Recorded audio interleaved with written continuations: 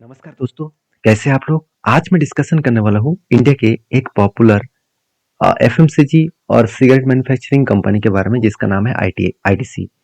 तो आईटीसी के बारे में बहुत सारे लोगों को डिटेल्स में पता तो है, मगर कुछ हिडन पॉइंट्स हैं जो किसी को पता नहीं है।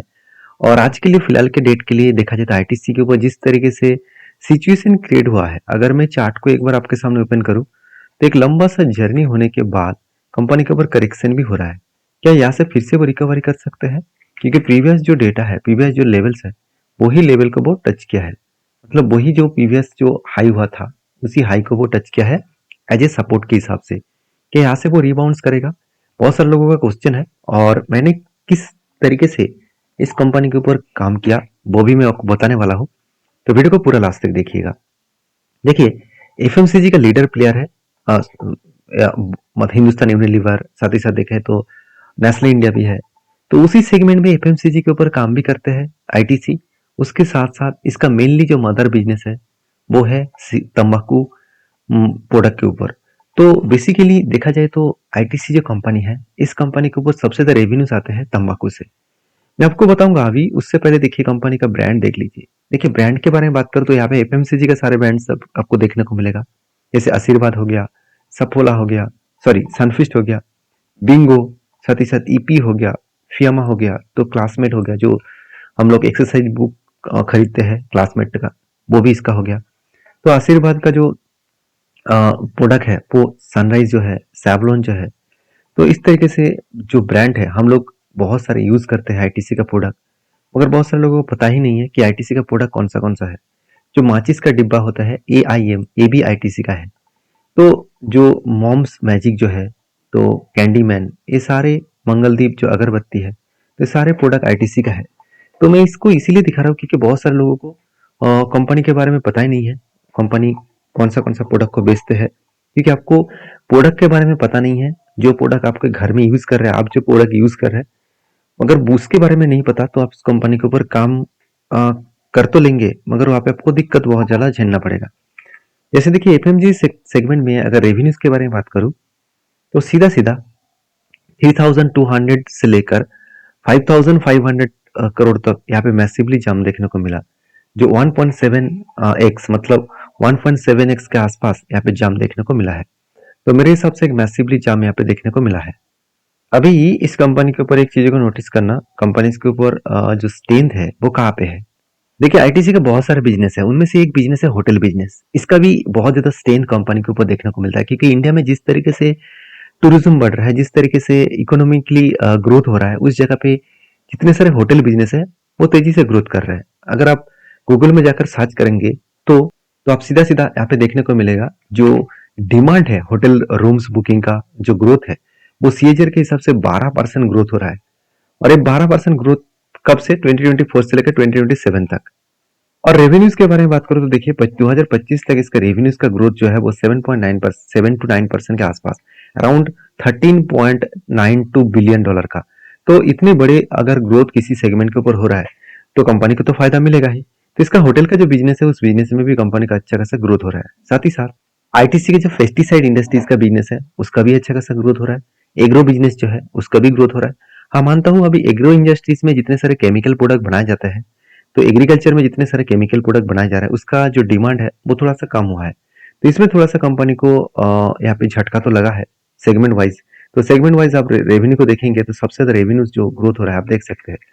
सेगमेंट वाइज जो मेनली ग्रोथ यहाँ पे देखने को मिला है, segment revenue 47% year of year, lead by the leaf तंबाकू एंड जो प्रोडक्ट है उसके ऊपर।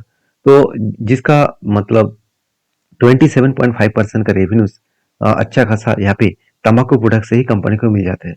तो मेनली कंपनी का जो बिजनेस है तंबाकू प्रोडक्ट के ऊपर कंपनी ज्यादा से ज्यादा डिपेंडेंट है। तो आप सभी जानते हैं फ्लेक जो प्रोडक्ट है, तो ये जो प्रोडक्ट है मतलब वो बेसिकली आईटीसी का ही है। तो आईटीसी का बिजनेस जो है वो पेपर से लेकर पैकेजिंग से लेकर हर कैटेगरीज में कंपनी बिजनेस कर रहा है। तो ये सारे पॉइंट्स आपको सबसे पहले इसीलिए दिखाया क्योंकि कंपनी का स्ट्रेंथ के बारे में पता होना चाहिए। क्योंकि अगर कंपनी के बिजनेस के पेयर ग्रुप से बात करूं तो देखिए तंबाकू प्रोडक्ट इंडस्ट्रीज में आईटीसी नंबर 1 है। और आईटीसी सिगरेट मैन्युफैक्चरिंग में कंपनी नंबर 1 इसीलिए है क्योंकि बाकी जितने सारे तंबाकू और अल्कोहल बेचने वाला कंपनी है उसका ग्रोथ को देखेंगे तो उसका ग्रोथ का जो टोटल आरओसी देखेंगे तो एवरेज भी कम है, आईटीसी का बहुत ज़्यादा है। और सेल्स का ग्रोथ भी देखेंगे, सेल्स का ग्रोथ भी ठीक ठाक है। और प्रॉफिट ग्रोथ में देखिए, प्रॉफिट ग्रोथ तो टोटल एवरेज जो कंपनी है उसका नेगेटिव है, मगर आईटीसी ने कुछ खास परफॉर्मेंस किया नहीं है, फिर भी पॉजिटिव देखने को मिला है। बाकी देखा जाए तो कंपनी इसके ऊपर यहाँ पे पी रेशियो के हिसाब से 28%, 28%, 32%, सॉरी 23%, एवरेज 28% के आसपास पी रेशियो देखने को मिला। मतलब इसका सेक्टर का जो एवरेज पी रेशियो है, कंपनी का खुद का P ratio same to same है। मतलब वैल्यूएशन में कोई भी दिक्कत वाला बात नहीं है, वैल्यूएशन ठीक ठाक देखने को मिले।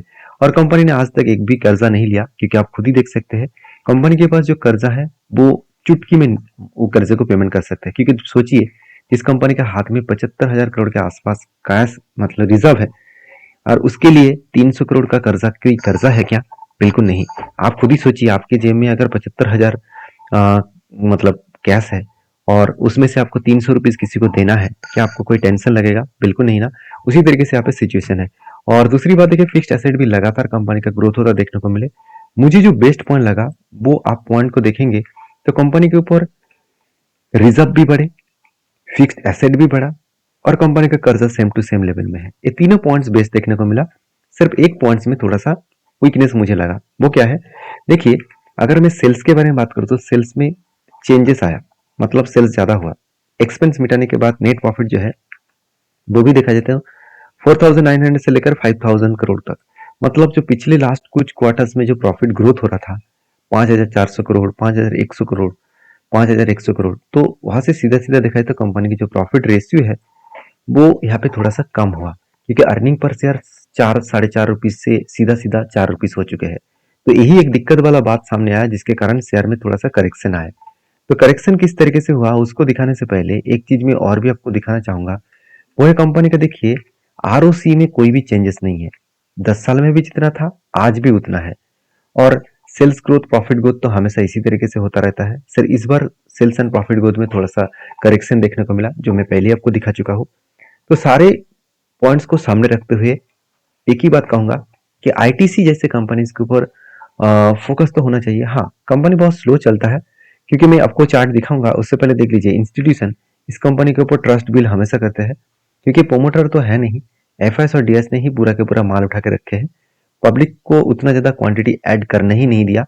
और रही बात इस कंपनी के चार्ट का, अगर मैं इसका चार्ट एक बार आपके सामने प्रेजेंट करूं, कंपनी के स्टार्टिंग पीरियड से देखा जाए तो कंपनी स्टार्ट हुआ था अराउंड टू 1994 में। तब से लेकर आज तक अगर मैं कंपनी का टोटल फिगर आउट देखूं, तो टॉप जो किया था करीबन करीबन देखा जाए तो कंपनी 5,800% का रिटर्न दिया है।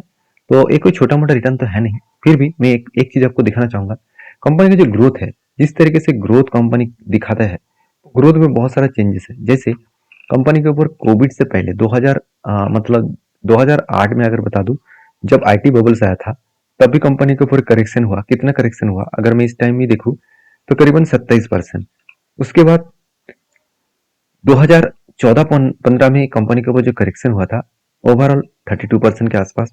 उसी तरीके से कोविड के टाइम में 2018 से लेकर कोविड के टाइम में जो क्रैश हुआ था, सबसे बड़ा क्रैश हुआ 64% के आसपास। अभी अभी देखिए, कोविड के बाद जो कंपनी के ऊपर जर्नी हुआ, अगर वो देखेंगे तो कंपनी के ऊपर एक अच्छा खासा जर्नी देखने को मिला। तो ओवरऑल जो जर्नी हुआ डाउन लेवल से टॉप लेवल तक करीबन 200 से 300% तक, तो अच्छा खासा एक जर्नी होने के बाद कंपनी के ऊपर एक मुझे बेस्ट स्ट्रेटेजीज देखने को मिला, जो मैं आपके साथ यहाँ पे शेयर करूंगा। अगर यहाँ पे देखा जाए तो कंपनी के ऊपर जो टेक्निकली चार्ट पैटर्न्स बना कुछ इस तरीके से बने हैं। कुछ देखिए, यहाँ पे एक टॉप हुआ था, वो करीबन 359 के आसपास हुआ था। उसके बाद देखिए करेक्शन हुआ, करेक्शन होने के बाद उसको रिकवरी किया, वही टॉप तक कंपनी गया था करीबन 359।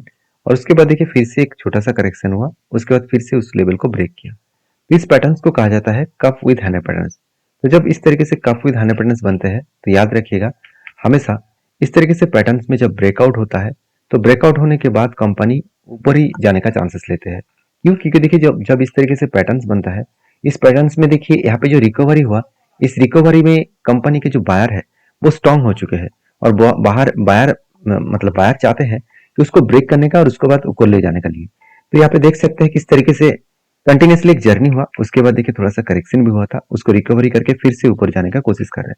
तो मैं पहले बता चुका हूँ कि कंपनी के ऊपर यहाँ पे जो स्ट्रांगली जो कंपनी का सपोर्ट लेवल था, उस सपोर्ट लेवल को कंपनी ब्रेक करके नीचे आने का कोशिश कर रहा है।